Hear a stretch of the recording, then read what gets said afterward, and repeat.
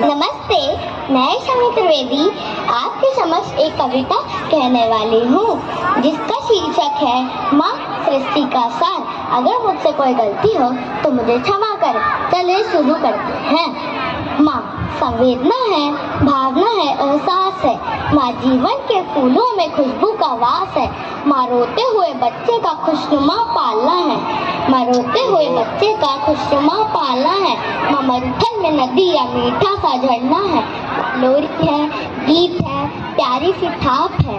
माँ लोरी है, गीत है, प्यारी सी थाप है। माँ पूजा की थाली है, मंत्रों का जाप है। माँ पूजा की थाली है, मंत्रों का जाप है। माँ आँखों का सिसकता हुआ किनारा है। माँ ममता की धारा है। गालों पर पप्पी है, माँ बच्चों के लिए जादू की झप्पी है। माँ गालों पे पप्पी है, माँ बच्चों के लिए जादू की झप्पी है। माँ झुलसते दिनों में कोयल की बोली है। माँ झुलसते दिनों में कोयल की बोली है। माँ मेहंदी है, कुमकुम है, सिंदूर है, रोली है। माँ मेहंदी है, कुमकुम है, सिंदूर है, रोली है।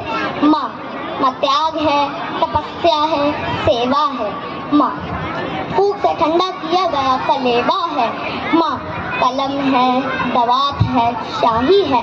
माँ परमात्मा की स्वयं एक गवाही है। माँ परमात्मा की स्वयं एक गवाही है। माँ अनुष्ठान है, साधना है, जीवन का एक हवन है।